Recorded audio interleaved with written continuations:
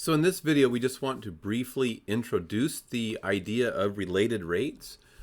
And all related rates are an application of implicit differentiation. So the idea is that you have a function of one or more variables, but the variables themselves, those independent variables, are changing with respect to time. So we know something about their derivative with respect to time, or their time derivatives.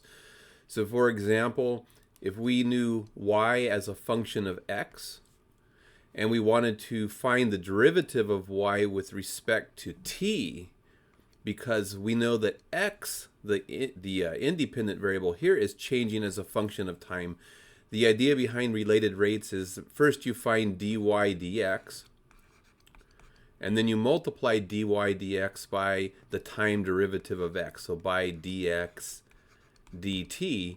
So you have y described as a function of x, but x is described as a function of t. So to get dy dt, you multiply dy dx by dx dt.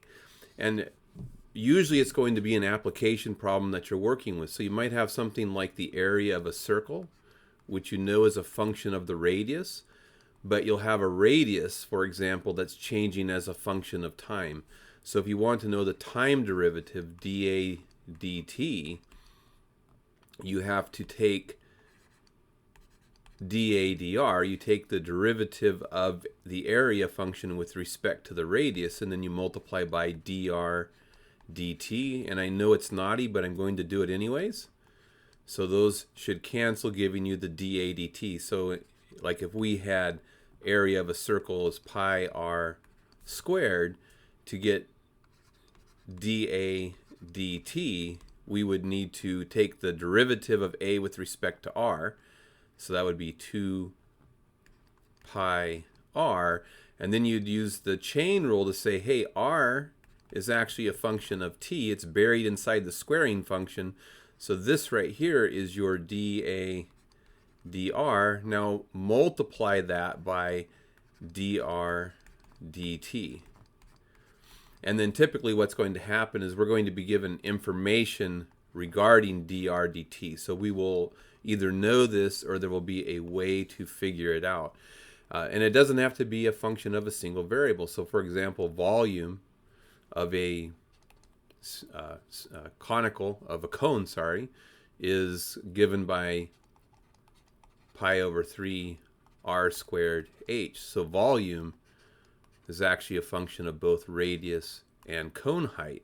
And then if you have the radius changing as a function of time and the height changing as a function of time, you have a related rates problem. So to get dv dt, the rate of change with respect to time, we would need to take the derivative of pi over 3 r squared h, and that would require a product rule because r squared, the variable r squared, is being multiplied by the variable h, but then each of those is changing with respect to time. So you would take, if you wanted the time derivative of volume, you would take and apply the product rule, which would say take the derivative of the first thing. So the derivative of r squared would be twice r.